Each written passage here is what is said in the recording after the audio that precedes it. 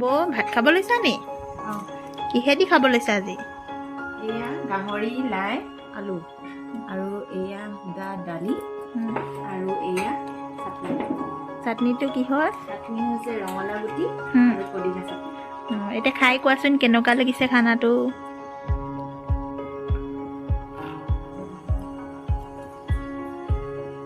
ভাল হৈছে নে খাবলৈ?